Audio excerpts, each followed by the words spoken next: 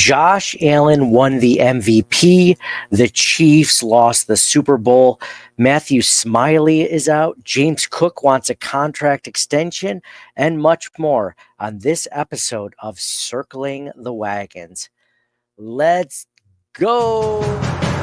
Hey, what's up, everybody? This is Pro Football Hall of Famer and former Buffalo Bill Andre Reed. You're listening to Nate and the Fellas on Circle the Wagons podcast. Nobody circles the wagons like the Buffalo Bills. Go Bills. Where else would you rather be than right here, right now? Hey, hey, let's go Buffalo. Hey, hey, let's go Buffalo. The Bills make me wanna shout. What is up, Bills Mafia? A lot has happened since we last talked to you. And this is an episode of Circling the Wagons, a Buffalo fan-based podcast. We're going to discuss a lot of different things that have happened. I mentioned the Super Bowl, the MVP, contract holdouts, coaches being fired, coaches being hired, and then some drama in between that. A lot of different fun things to discuss as we head into the offseason of the 2025 Buffalo Bills season. I'm joined as always by my co-host, John. John, man, it's only been 2 weeks since we talked. I didn't think we were going to talk, but there's just like 3 or 4 really juicy items to really sink our teeth into as Bills fans that are fun to discuss. So how have you been, man? I feel like you're probably in better spirits since the AFC Championship game loss.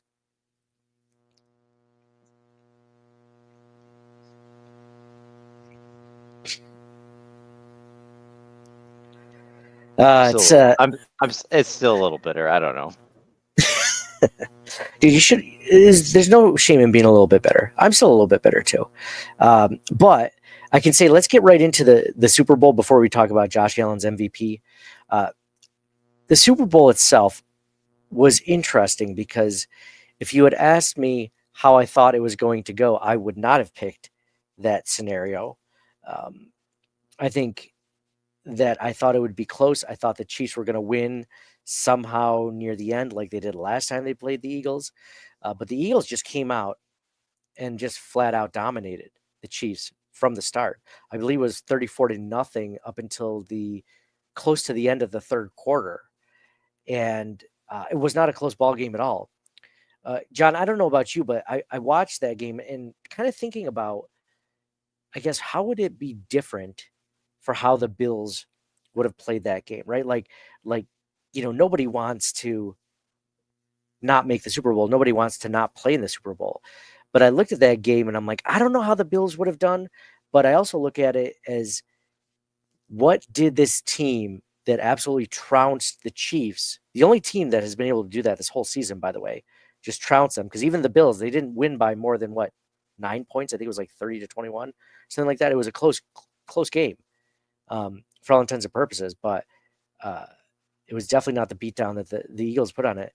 I guess when you watch that game, what do you think about? Do you think about if the Bills should have been there, or do you think about what do the Eagles have that the Bills don't have? The full disclosure, I didn't really watch the game, but Same. I didn't really. I was like, yeah. From everything that I've heard and everything that I've seen watching the Eagles this year, as well as the Chiefs and everybody else, Eagles are really good. And if the Bills had made it to the Super Bowl, they could have easily gotten trounced too.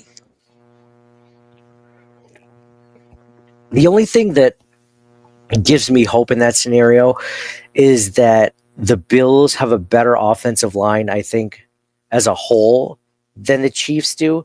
So they might have given Josh Allen more time. But there are other things that the Chiefs do have that the Bills don't have. Like, the Chiefs have a better defense. I mean, there's a lot to like about the Chiefs.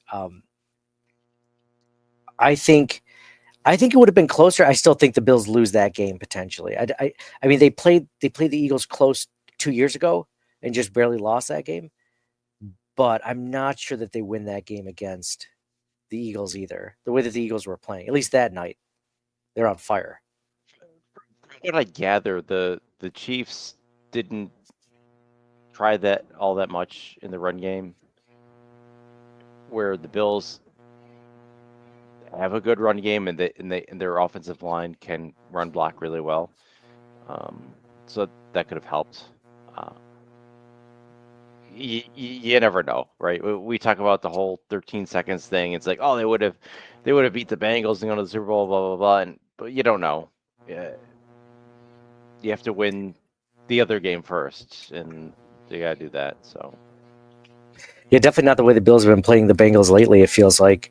Did they play? I can't remember. God, it feels like the season's been 10 years ago already. The Bills played the Bengals this season and they won. Correct? I'm not dreaming that.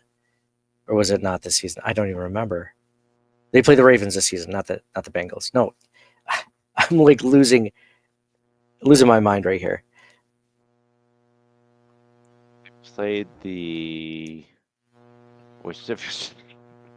I'm already in off-season mode. Like I know I'm looking ahead. Nobody wants to look backward. Anyway, while I look this up, the Bills play the Chiefs. They did not play the Bengals. I don't know where I got that from. God, yeah, I think play the 49ers. How's that? So they played the Ravens because they both won their divisions, but they didn't. Yeah, play the AFC this year. Yeah, I think the Bills. One of the things to take away, I'm not sure if the Bills beat the Eagles. Maybe they do. Maybe they have the best game of their lives. The Bills don't necessarily play well when they don't have experience in that game. Like they usually do pretty well in the wild card game. They're usually a better team and they have the experience, especially against a team like, for example, the Broncos. The Broncos that haven't been in the playoffs in like 12 years, right? The Bills have the clear advantage there. But there's also the whole 7th seed factor, right? So the Bills keep getting the 2 seed without the bye.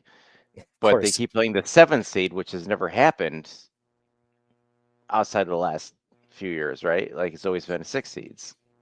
So the 7th seed is even worse, and it's just like whatever. And like, has the 7th seed ever won? I don't know. Since they started doing that, I don't think so. Yeah, I want to agree. I don't think it has. Yeah, because everyone was saying that the Bills are going to be the first ones to have that happen to them, right? With the loss over the Broncos. People were calling for that, national media. Oh, this is going to be the Bills. Broncos fans, I'm sure, were saying it too. But you have that, and then I don't think that the Bills have the kind of defense that the Eagles do.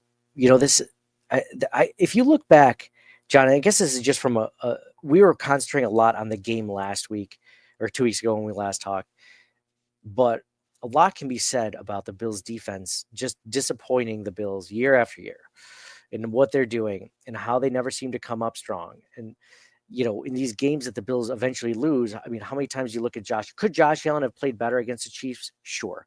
He didn't play terrible, though. He played well enough to win that game, I think, or at least give them a chance to. But the defense, again, failed. And it's not necessarily just the Kaiir Elam playing in Christian Benford's role, although that was a big part of it. A lot of it had to do with the fact that the Bills didn't have a really good game plan to stop the Chiefs. And then also, they can get no pass rush. That was the thing that stood out to me the most about the Chiefs-Eagles Super Bowl, is the Eagles, I think they pressured him at like a 38% rate, Patrick Mahomes. And any quarterback, it was the same thing. Like, think about when Tom Brady lost those 2 Super Bowls to the Giants. Like, one of the main reasons he lost is because the Giants had a 4-man rush between Osi Umenyiora, between Michael Strahan, between a couple of other guys I can't think of right now. Like, they were really good. That Justin Tuck, they were getting pressure on Tom Brady play in and play out, either up the middle. So it allowed them to do so much on the back end. The Bills don't have that pressure from their front four. They just don't. Like, whether you're talking about Von Miller, Greg Rousseau, I think is probably the best of the group, but Ed Oliver, Daquan Jones, I mean, you're not talking about a group that really gets pressure when there's only 4 guys there. And, you know, you can sense, and then the back end can't hold up the way it should because there's no pressure. So the back end has to cover longer, and they're not good enough to cover longer. Maybe if this was a Micah Hyde, Jordan Poyer, Trey White in their prime secondary, maybe we're talking difference. But I guess it just imprinted on me how rough this defense truly is for the Buffalo Bills and how it's really holding them back.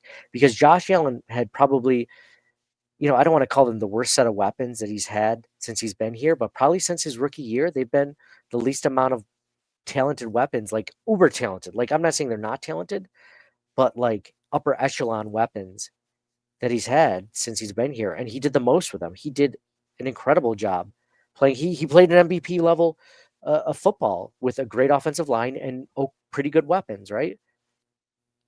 So I don't think it's Josh Allen. I think it's clearly on the defense, specifically the pass rush. The pass rush is something they've been working on ever since the very beginning of the Bills-Chiefs rivalry, and it hasn't worked yet. They've been trying. They've been drafting guys. They've been bringing in guys, but it hasn't worked yet. But they got to keep trying because clearly that has to work. And then the defensive backs, and you already mentioned White, Hyde, and Poyer. That's in transition, and that's just like aging vets and injuries and stuff. That turnover is inevitable. I think they'll get there, but you're right. The pass rush is probably the number one thing, and you could see it just based on the Super Bowl. The Eagles' pass rush is amazing, and even at linebacker, they're like next year. Like you're looking at the 2026 free agents. Bernard is going to be a free agent, and Milano's getting older. He's like, what is he? 30, 31? 31, I think. 30, yeah, 31. And then across like the 2026 free agents across the board are a lot more just Benford is a free agent, Rousseau is a free agent, Cam Lewis, Epinesa, Daquan Jones, and then on the offense, James Cook, who's might be holding out anyway. We'll get into that, yeah. A little secure, McGovern, David Edwards, starters on the offensive line. Like 2026 is going to be really rough. McGovern's already up for a new contract. 2026, he's due to be a free agent. Jeez. Okay. I mean, in a year, I thought he signed it. Jeez, I guess it was only a 4-year deal, but it's crazy. It feels like it's only been 2 years. So that'll be a 3rd year next year. Oh, so that's after 2026 season, you're saying, not after this next season. So like, like this season, Cooper and Hollins are free agents. Next year, McGovern and Edwards are free agents. Oh, okay. Gotcha. Okay. Yeah, so after next season. Okay. All right. So yeah, there's a lot there. Joey, I just put his comment. He said the Bills this is what happens when you have a small front defensive four. And I'd agree with that. It's not that they haven't tried. I mean, when Brandon Beane signed Von Miller, everyone was excited about it. Nobody was like, this is a terrible move by the Bills. Everyone loved it because Von Miller was still playing. He just won a Super Bowl. And his first season with the Bills before he got injured, he had 8 sacks in 11 games. And ever since that injury, which has been a season and a half, almost a little over a season and a half worth of games, he's only had 6 sacks since then. So he is not playing at the level that the Bills need him to. And you could say that's injury, that's age, whatever it is. But there's an out for the Buffalo Bills where they just eat $15 million of dead cap if they cut him. I'm on that train unless they can get him to somehow take a pay cut, which he did last season. He might be willing to do again this season. I'm okay with that. But at this point, it's like, what are you really getting out of Von at this point? I mean, he's not pressuring a lot. He's not getting a lot of tackles. He's not setting the edge really well. There's not a lot to like about Von. And I love, I wouldn't say I love Greg Rousseau. I like him a lot. And he's their best pass rusher right now. But he's not your number one pass rusher. Like, he's not a Max Crosby. He's not one of those guys. Myles Garrett, right? He's not one of those guys. And he probably won't be. But he's a solid number 2 pass rusher. If you had like Von Miller in his prime with Greg Rousseau on the other side, they'd be going gangbusters like they did the first 11 games in Von Miller's first season. They were great because they fed off each other because you had to double one of them and the other one was able to get free. That Von Miller injury, that was really unfortunate because he was doing really well for us after that trade until that happened. And I agree with Rousseau. Rousseau's great, but I think he's more of a number two. Like if you think back to like Phil Hansen, like with Bruce Smith on the other side, like that was awesome. Yeah. So I'm really hoping they get like a Myles Garrett, Max Crosby, or even a Micah Parsons or something. But something would be something. something Yeah. like a plate, like somebody that can do that. You know what's crazy is the Eagles, a lot of their pass rush and defensive line help they've gotten is from the end of the first round. So there are guys like Jalen Carter, I'm thinking of, right? Like there are guys at the end of the first round that the Bills could absolutely get and make an impact. And, you know, they need like AJ Tharp. He just tweeted and he said rounds 1,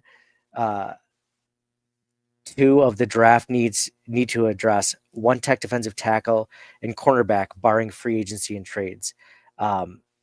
Yeah, I mean, they need one tech. They could have somebody compete with Ed Oliver. I wouldn't be upset with that. They need pass rusher. They need defensive back help, like we mentioned. John, after that game, because do we have defensive line as our first need? Interior and defensive end? I think we did. And then it went defensive backfield. Yeah, I think that was right. And then like wide receiver was after that. But with the whole Cook thing, we might put running back before receiver, but not like where you're drafting one in the first or second round necessarily. This is supposed to be a good draft for running backs also. And they got Ray Davis last year, and he's looked pretty good. I know Ty Johnson's a free agent, but they got Frank Gore still, you know, who we like. I think, yeah, you know, when we did see him. When I look at wide receiver, I think the Bills need to draft a wide receiver every year, basically, right? Like you need one, at least one. We were upset that they only drafted one last season. I think they could have at least gotten 2. I was upset that they didn't.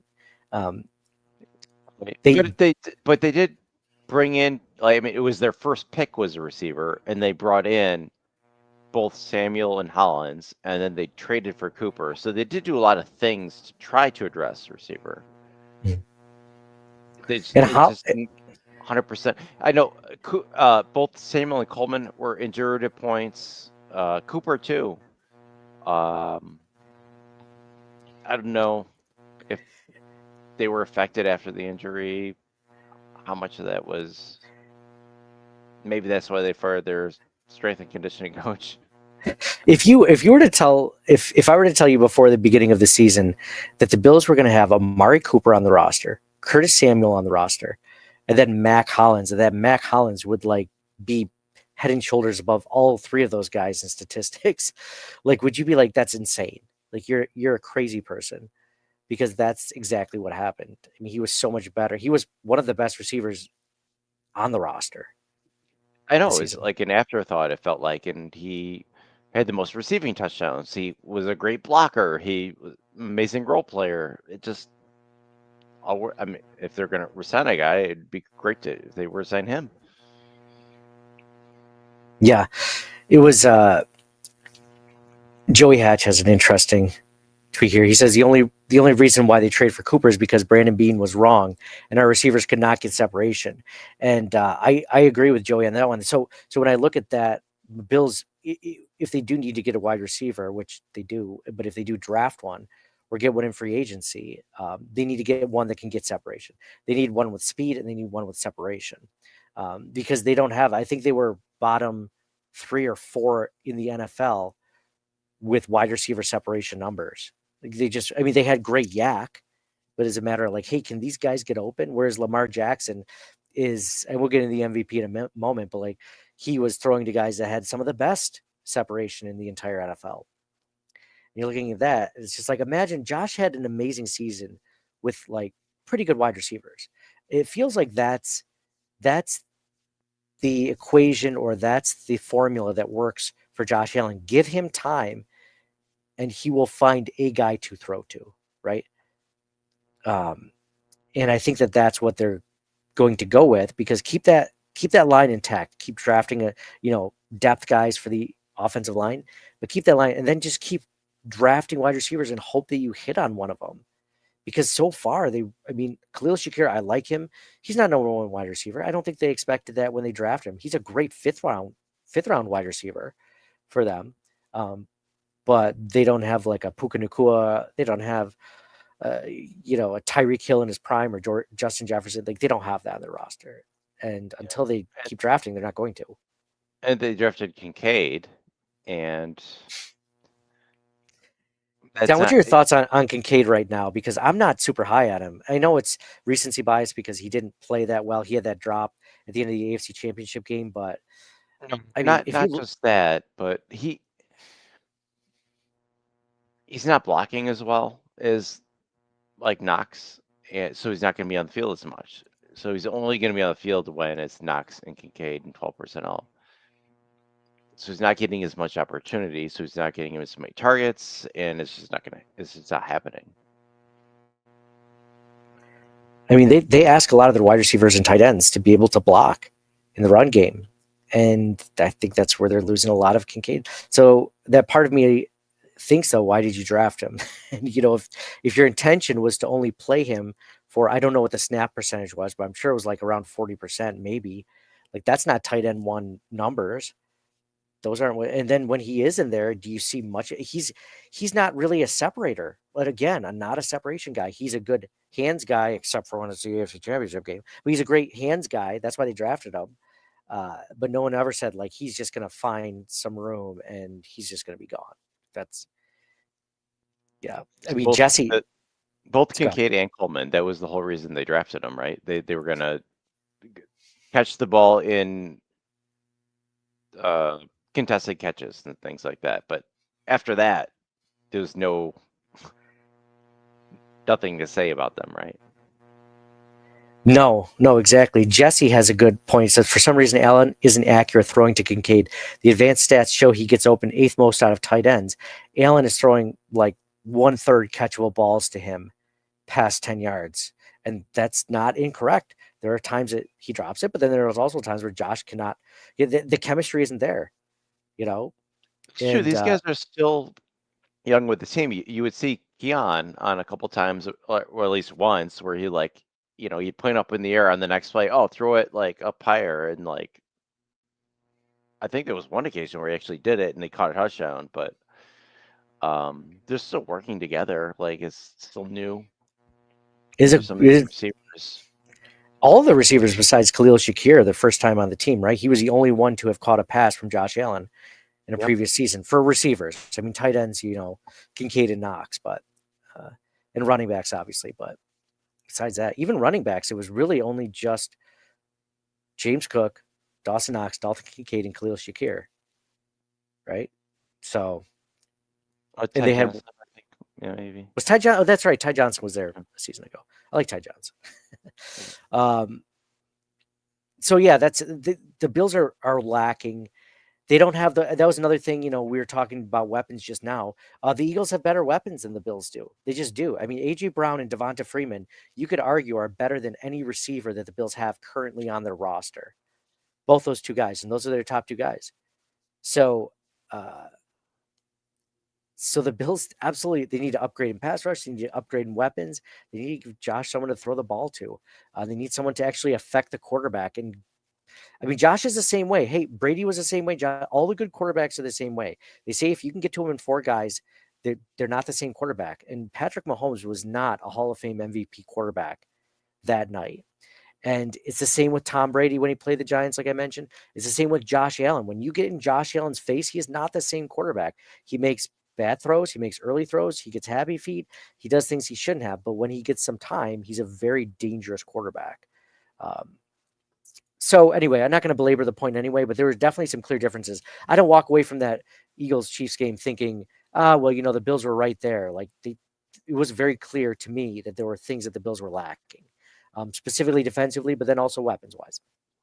Agree 100% on the 4-man pass rush, and I think the Bills have been trying to do that. They just haven't been successful. Yeah, and not for nothing. Give Bean credit for trying to get Von Miller, and if it wasn't for the injury, like they might have addressed that need. I don't think that's Brandon Beane's fault though. So like when he did that, we all loved it. Nobody, like I said, was poo-pooing that, but the results just aren't there. Greg Rousseau getting into the being at the end of the first round draft pick. AJ Epinesa, like I mean, Ed Oliver was supposed to be. He is a top 10 pick. He has flashes sometimes. Daquan Jones is getting older. Like there's not a lot of faith in this front four to get pressure if it's not from particularly Greg Rousseau or like a weak interior where Ed Oliver can take advantage of it. They've tried. They've taken swings at it. They drafted Boogie Basham. They drafted Greg Rousseau. They drafted Ed Oliver. They got Dwayne Carter this year. They've tried at times, but just no luck. AJ Epinesa. Like AJ Epinesa is like the new Shaq Lawson. Like he's okay. He's decent depth guy, more of a run guy, but yeah, the Bills need to make, like, people have mentioned in the chat, I haven't shown every single comment, draft defensive players with all the picks of the draft, right? Just focus on that. And I can't really disagree with that. I mean, I would like, one wide receiver and one offensive lineman for Josh, but other than that, and maybe a running back, like you said, but other than that, man, just spend them all on defense. Do defensive line, secondary, maybe a linebacker. Get more depth, get better players. Let's do this so that we get into the playoffs. And even when we're healthy, we're just not playing up to par. So on a positive note, John, Josh Allen, Buffalo Bills quarterback, won MVP, which is great to see. John, you and I did not think that would necessarily happen. We bet Mike, our other co-host who is not on tonight, that it would not happen, to which we owe him each a garbage plate. So when we go out, he's going to eat 2 garbage plates, so we should eat one. We only have to pay for one. Then we'll say, "Oh, we'll get you next time." We'll just never go out with him again. That's how we do it. No, we just get him like a gift certificate or something. I don't know. We'll figure something out. No, we should go out and get garbage plates. Dude, I would love to go out. He has a place in Webster he wants to go to. I haven't checked out, so we'll definitely do that. We'll set up a night for it. So I didn't think that it was going to happen. It was a tight race. I think it was like 26-22 or something like that for first votes for Josh Allen over Lamar Jackson. I think it could have easily been Lamar Jackson. I wouldn't be upset about it because of how good of a season he had and, everything else going around him. But it was kind of like Mike said. I think a lot of the, people, when they were voting, looked at it as just like, they kind of had voter fatigue of Lamar Jackson. Like, yeah, he had a great season. He exited in the first round or second round or whatever in the playoffs. It's not worth talking about. But it was interesting. I was happy to see it, and I was very surprised. But I think it was well earned. I mean, we've talked on the podcast that there were a lot of things that Josh Allen does that just without Josh Allen on the team, the Bills are what, 7-11, 7-7 or 7-10 or something. This is not a great team. We just talked about how bad the defense is, and luckily McDermott is a defensive-minded coach, so he can scheme them up when they're lacking in talent on personnel. Josh Allen makes that team run. That run game is not the same without Josh Allen. He means a lot to his team. So I know you agree with that. I'm just kind of. Yeah, I Allen. In my mind, flip for dollar is the MVP. I didn't think he was going to win it, but no, I'm happy for him. Well deserved. I got a trivia question. Ooh, yes. Can you name the other Bills players who have won the MVP award? John, come on, man. You think I don't know this? Oh, man. I'm going to leave it up to some of the people in the chat because there's some people going around. So there's only one other Bills player to have ever won an MVP, right? One other, or is it? There's only been one other Bills player, right? No. There's the most recent one. Okay. 2 NFL and 2 AFL. So if you want to name all 4. Oh, 2 A. Jeez. Andrew C says OJ. Is OJ one of them? Correct. 1973. Nice. I should have figured OJ. Season. I should have figured the 2,000 yard in season 14 games, which is still a record if you count yards per game. That's the best 2,000-yard season. Wow, he was just killing it. There's, I want to say, just this is where I was going to go. John Robert, I think he's right on this one. Right, last one was Thurman Thomas, 1993. Is that correct?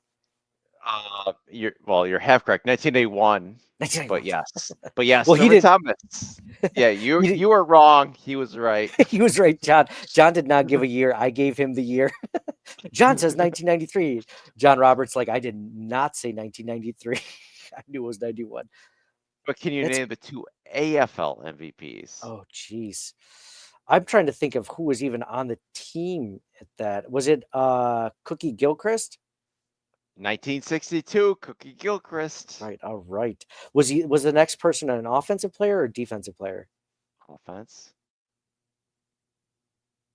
1965. Jack Kemp. Yes. Jack Kemp. All right. Wow. That's crazy. It's crazy that I got that. Those are literally 2 of the 3 players that I would have guessed from that era. So that's incredible. I thought, so when I found out that Thurman Thomas was the last one to win it, for some reason in my head, I thought Jim Kelly won one. Did you know he didn't win one before you knew that Thurman Thomas was the last one? No, but so maybe he won a Pro Bowl MVP? Is that possible? Maybe you're thinking. Yeah. I don't know if that's true or not. I know Tasker won one for sure. Mm-hmm. I don't remember. Maybe. It definitely wasn't a Super Bowl MVP. I know that. So it must have been a Pro Bowl MVP that he won. Something. Let's not get into that. Yeah, let's not. Jeez. Buzz Killington over here. I mean, he had a great speech, of course. And if you've seen it, he mentions, a player. He mentions Slick Rick in the mailroom.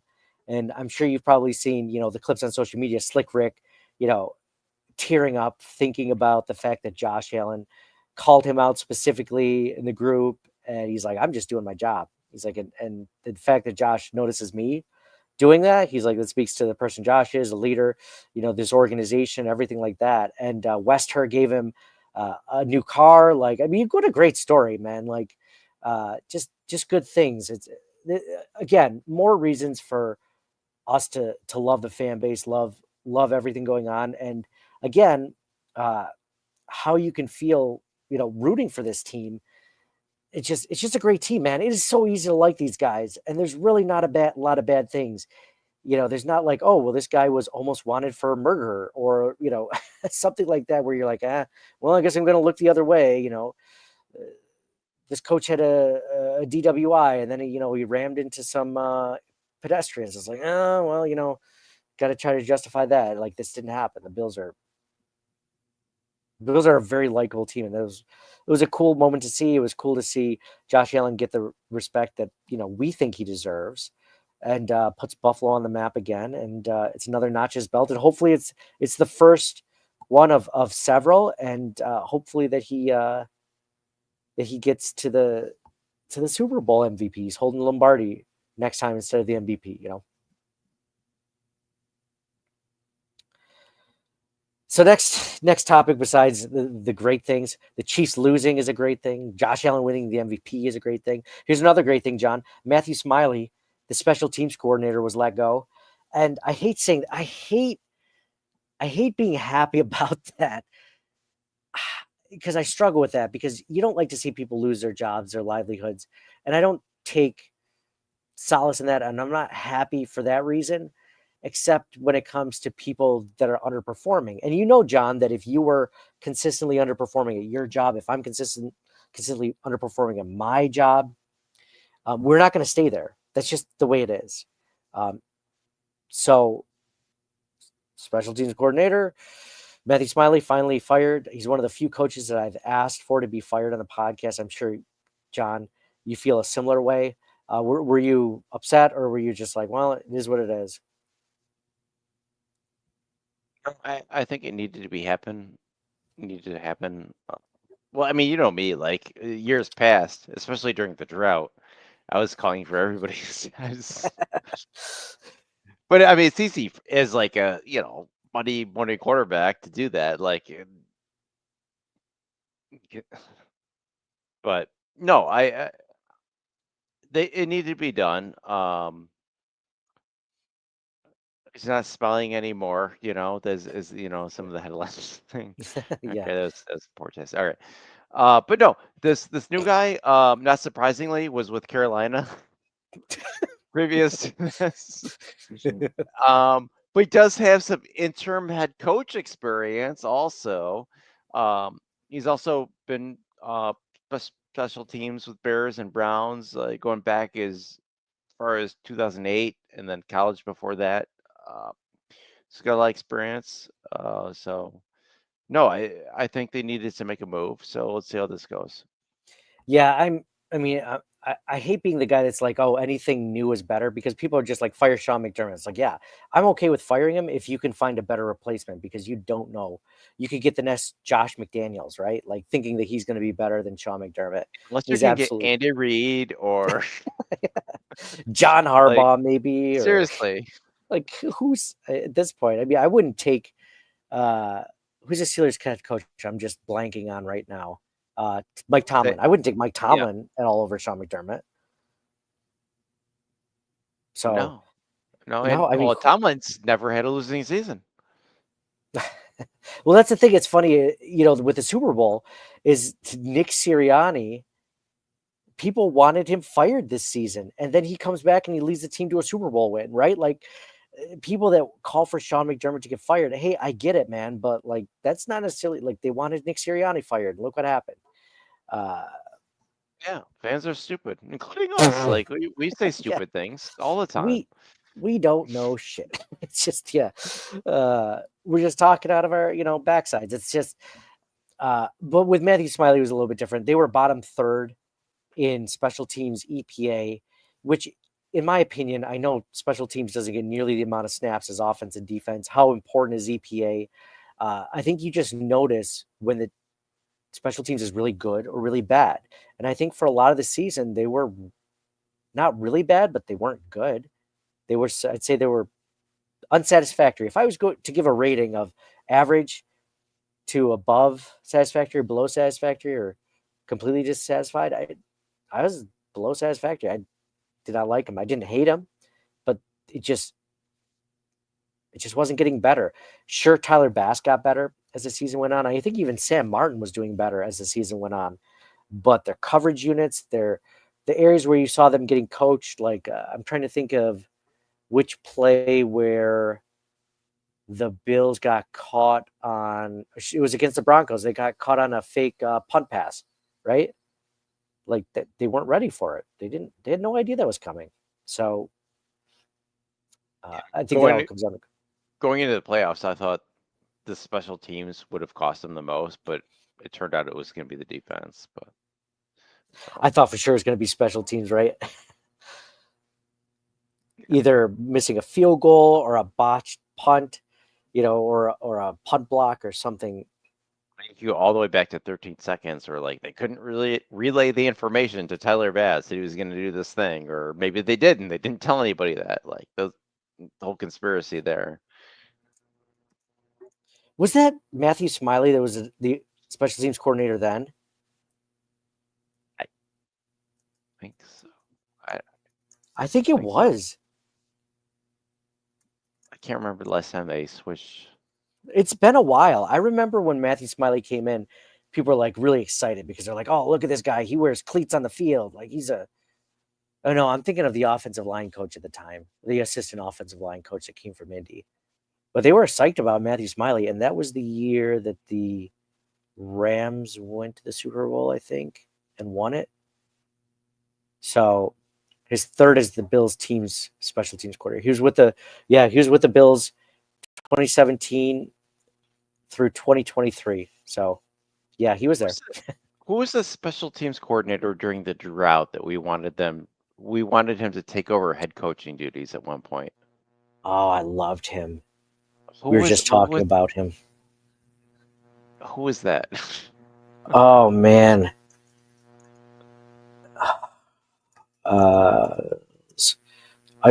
The name escapes me. It's on the tip of my tongue, and I just can't say it. Oh man, what the? If you guys know it, please save us in the comments, in the chats, because I cannot remember for the life of me. I can see his face. Is this what getting old is like? You just constantly can't remember people's names. It's like, oh, that guy. You walk into a room like, why am I here? Why did I walk into this room? My dad will try to tell, mind you, he's in his 70s now, but my dad will try to tell me a story. He'll be like, oh, so the other day I was, going over here and I was talking to, what's his name? Eric. And I know Eric from, and I'm just like, none of this is important. Continue, please. This is, but the guy that I'm trying to think of, I remember when the Bills were going through coaches, because he's one of the few assistant coaches that spanned over several head coaches, right? And when the Bills would constantly fire coaches, I'm like, make him the head coach. Like, make this guy the head coach, because he went to Cleveland after, I think. Yes, he went to Cleveland. I'm trying to look it up. I'm trying to just look for Bobby April. Bobby April, thank you. Oh my goodness. 2006, 2009. Jeez, I apologize for everyone that's listening to this and watching this live. That is not how I thought the last 5 minutes would go. Bobby April, thank you for saving us, John. I'm like Googling like the last special teams Bills history and nothing's coming up. You're just like, did you know Matthew Smiley got fired? Like, yes, I do. So again, I hate when people get fired, but at the same time, the Bills. See, sometimes he didn't go to Cleveland after. He went to Philly after. Went to Philly, probably won a Super Bowl right after. 2010, 2012 with Philly, and then Oakland, then the Jets, Tennessee, LSU. Okay. Anyway. Is he still in the NFL? Did it say that or no? No. He's been out since 2016, 17. Oh, okay. So it's been a minute. Got it. Yeah, he's like 7. He's in his 70s now. Mm-hmm. Okay. So good news there. Bad news for the Buffalo Bills on that front is I was going to go into James Cook, John. Is there anything else you wanted to add to that? Whether it's the MVP or Matthew Smiley or anything like that. I'm good without. Yeah, no, I'm good. So a lot of drama with James Cook and the Buffalo Bills. Who knows if it's made up? Who knows if it's real? But I'm sharing my screen right now. You can see people mentioning James Cook unfollowed the Bills, removed all his posts. He also changed his profile picture, which was originally with him in his uniform, in a Bills uniform. Got rid of that.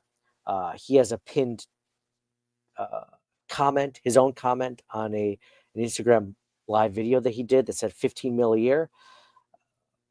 He did say he retweeted something to the effect of, I want to be paid. Somebody said, want to be paid 15 million a year. And he said 100, stuff like that. It was interesting. There's some drama there. For the life of me, I did not think that James Cook would even be, and I don't know if this is just him playing chicken, if he's actually going to have a contract holdout, but I mean, he had a good season, 1,000 yards, 18 touchdowns, 1,000 yards rushing, receiving is probably another 300 on top of that, 18 total touchdowns. He's a good player. John, you've been his biggest fan since he was drafted, and you hate drafting running backs on day 1 and day 2. Like, that's like your biggest pet peeve, but you've been a fan of him since the beginning. You called it. He's played great. He's gotten better as each year's gone by. I know you hate paying running backs. So when you hear this, what's your first instinct? Like, pay him or no way in hell? My first instinct is no. I'm not surprised because I think Dalvin Cook has been like vocal about James getting paid over the last couple of years. So I'm not surprised. As you should as a big brother, right? You want the best for your little brother. Right. But during the drought, I was like, I was really angry about the Bills using all these high draft picks on running backs when they needed a quarterback. So obviously this is a different situation because they already have a quarterback. But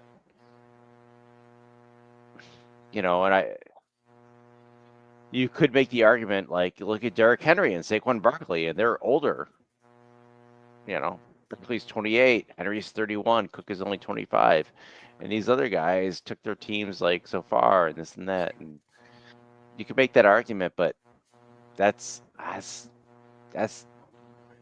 tough sell for me still to pay running back that much a year especially when they have all these other needs. Like the defense is gutted. It aged out last year and now it's gutted. The offense is okay. They might need another receiver, and then but yeah, if it comes down to paying for a Myles Garrett or a Max Crosby or a better receiver for Josh Allen or pay James Cook $15 million a year, I mean, it's not even close. Like, I mean, I'm not even going to entertain that possibility. And then you say, well, that not $15 million a year. Like, what do you feel comfortable paying with? Because I'll tell you right now, average salary per year, Christian McCaffrey is at $19 million. I think people would say, sure, he deserves to be top 5, right? Jonathan Taylor, the next highest paid running back, is at $14 million per year. Saquon Barkley, $12.5 million per year. Alvin Kamara, $12.2 million per year. Josh Jacobs, $12 million a year. I mean, you go to the top 10, now you're talking like Chuba Hubbard at $8.3 million a year. Where do you feel comfortable in paying him? Because I got to be honest, like, I wouldn't even pay $8 million for a run per year for a running back unless he was, top 5. And I don't know if James Cook is top 5. I love James Cook. I love what he's done. I think he's part of one of the best running back rooms, this team has had since we've been fans of the team.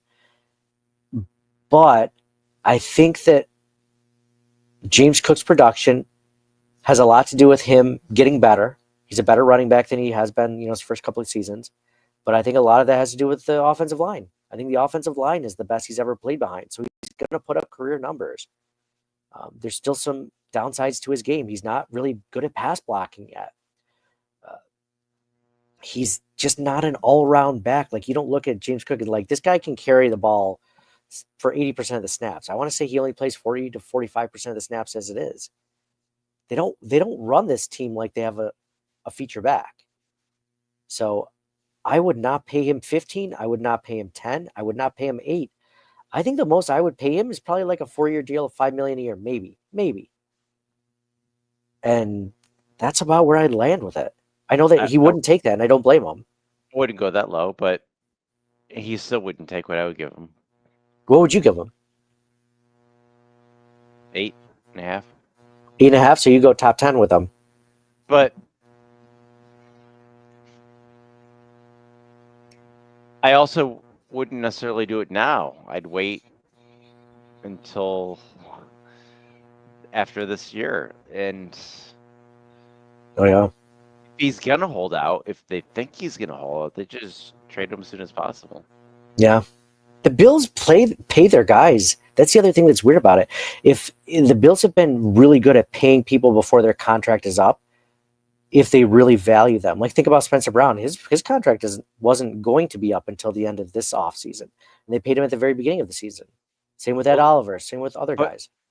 The other thing we got to look at, too, is, so Cook is a 2026 free agent. And I already mentioned before all the other free agents they have in 2026. Shakir, McGovern, David Edwards, Bernard, Benford, Rousseau, Cam Lewis, Epinesa, Daquan Jones.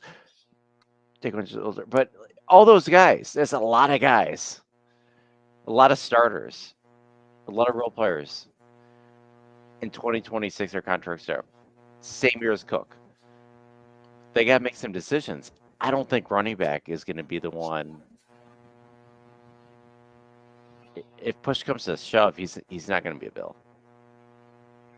No, and it's unfortunate. You like James Cook. He plays really well. I think if it came down to me re-upping the starting center, who's been doing well, or James Cook. I mean, there's no contest.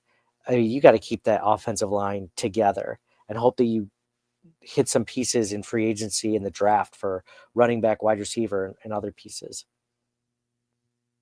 In the defense. And the defense is The already defense, in shambles, right? And then you look at next year, Bernard, Benford, Rousseau, and Cam Lewis.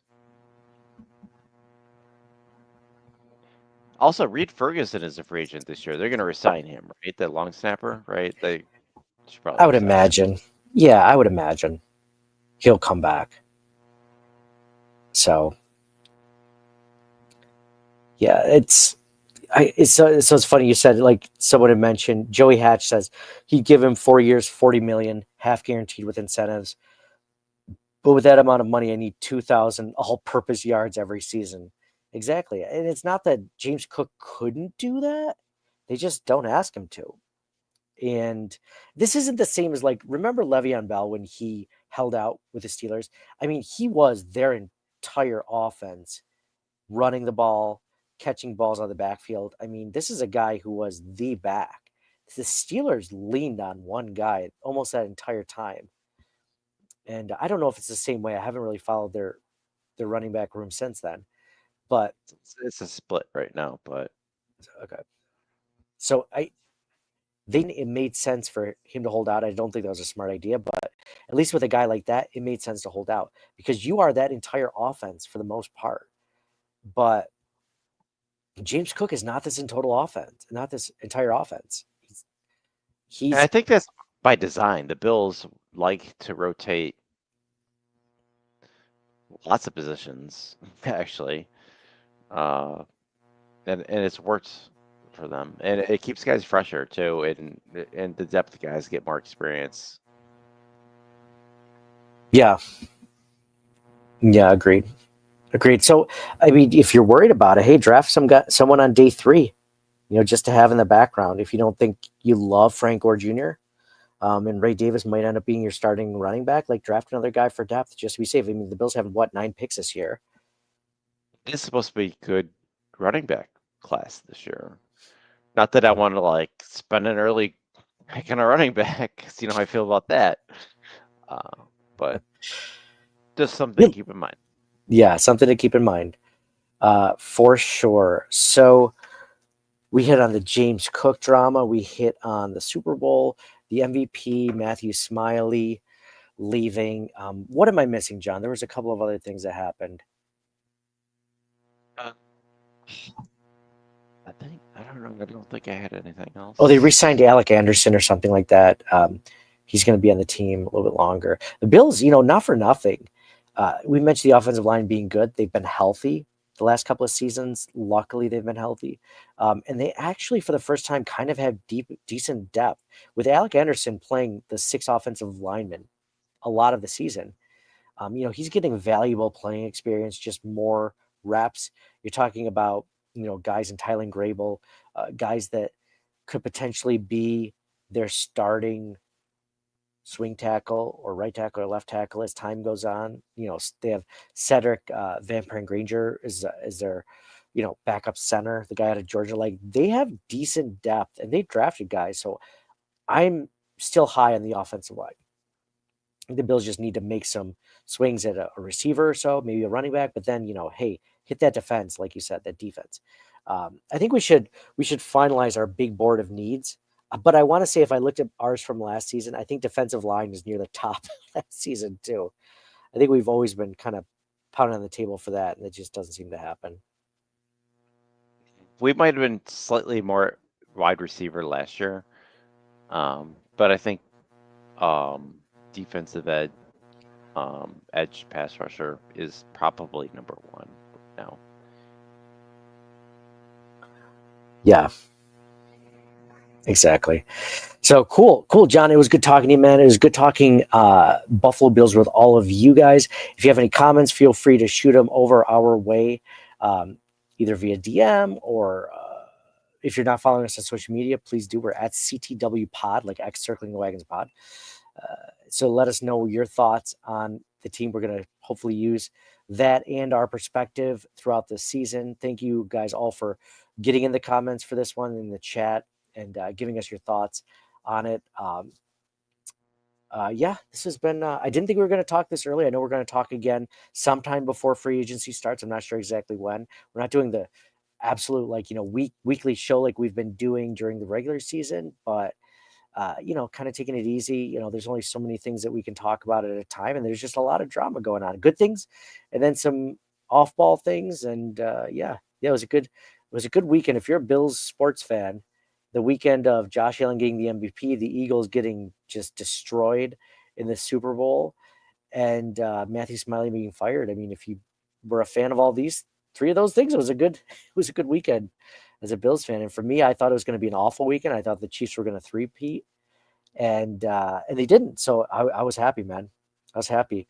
So appreciate you guys all being a part of this. Appreciate you guys all listening, watching, live stream, everything. If you're not doing that, please do follow us. We can get you guys in, like Joey, AJ, Jesse, John, all these other folks earlier. Andrew, appreciate you guys all being a part of the show.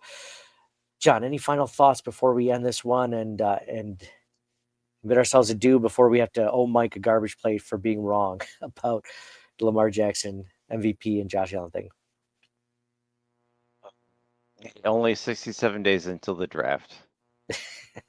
Sounds good, man. So for me, Nate, or for John, I guess this is your chance to sign off and say go Bills. Go Bills.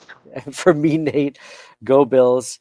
Only 67 days to the draft, but hey, man, we're going to start getting into the free agents, more who's available, who's on our wish list, who would we also take, because we know that the Bills don't necessarily go after the Von Millers every season. They don't have the money for it.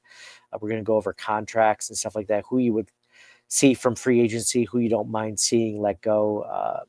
Joey mentioned earlier that, Reed Ferguson is the most longest tenured Buffalo Bill. So I guess I'm sure they'll probably keep him. But, there's some other players to talk about. Mac Hollins, like you mentioned, Amari Cooper, stuff like that. So I think it's going to be some fun discussions. So thank you guys for all for listening, for viewing, for being a part of the show, for staying optimistic with us, because it was rough there for a couple of weeks, and I think we're finally starting to dig ourselves out of it. So I was listening to Joe B's podcast, and he mentioned that the Bills have different expectations this next season, because this last season they didn't have any. Nobody was expecting them to win the AFC East even, much less go to the AFC Championship game and go 13-4. So have the second seed again, win the division for the fifth year in a row. It's just the expectations are going to be there this season. And I'm hoping that the Bills can live up to it. And I think that they're playing like a better team. They just need a few pieces and a few changes, and I think they can be there. So thank you guys all for listening. For me, Nate, go Bills, and we'll talk to you guys again soon. Thank you for listening to the Circling the Wagons podcast. Download and subscribe to us in your favorite podcast service. Email us at ctwpod@gmail.com. That's Charlie Tango Whiskey Pod@gmail.com. Follow us on Facebook and Twitter at CTWPod. And most importantly, go Bills! Nobody circles the wagons like the Buffalo Bills. Nobody circles the wagons like the Buffalo Bills, Nate. Well, listen, the whole show is called Circling the Wagons. Say no more. I love it.